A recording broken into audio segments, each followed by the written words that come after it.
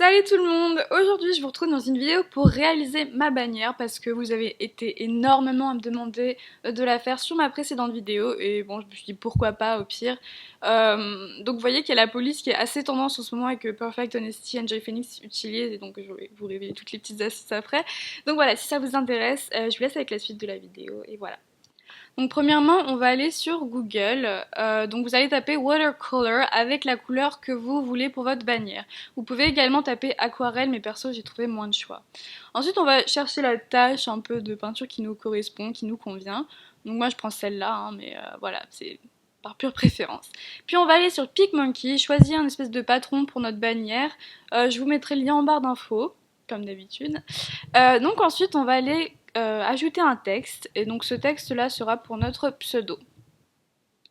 Donc vous le tapez. Alors je le recentre un peu, je le mets assez gros. Et donc la police qu'on va utiliser c'est Cheshire Ambers.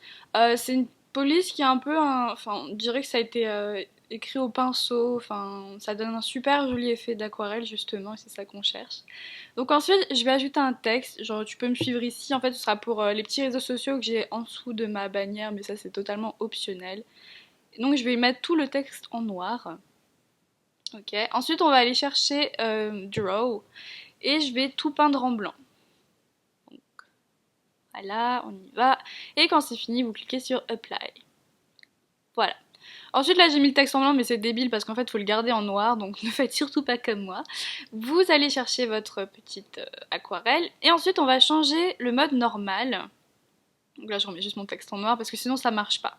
Donc vous cliquez sur Add ou sur Lighten. Alors ça va dépendre de votre image. Sur la mienne, Lighten ressort beaucoup mieux que Add, mais ça dépend vraiment des couleurs et des images. Donc je vous conseille de voilà, varier. Ensuite vous replacez un peu votre image, voilà. On va aller reprendre la même image cette fois-ci. Donc la prenez.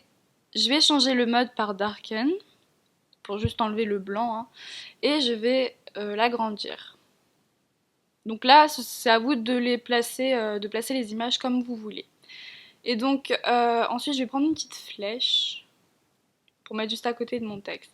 Donc j'ai oublié de dire que j'ai très mal cadré mon image de droite et il faut encore pousser le texte et l'image plus à droite. Enfin, je vous montrerai à la fin ce que ça va donner, mais voilà. Et si vous voulez, vous pouvez ajouter un dernier petit texte pour signaler aux gens quel type de vidéo vous faites ou si vous mettez une vidéo par semaine ou des trucs comme ça. Donc je vais sauvegarder avec la meilleure qualité et on va voir ce que ça donne. Donc toujours le même processus. Hein. Faut juste penser à décocher la case amélioration automatique, sinon ça aura un effet gris, pas très beau et voilà.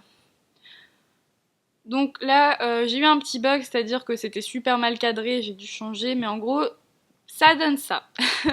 Voilà, j'espère que ce petit tuto vous aura plu. N'oubliez pas que vous pouvez changer les couleurs, vous pouvez pas, enfin vous n'êtes pas obligé de mettre des dessins, enfin de l'aquarelle à côté du pseudo. C'est comme vous voulez. J'espère que cette vidéo vous aura plu. Si vous avez des questions, n'hésitez pas. Et je vous dis à la prochaine vidéo.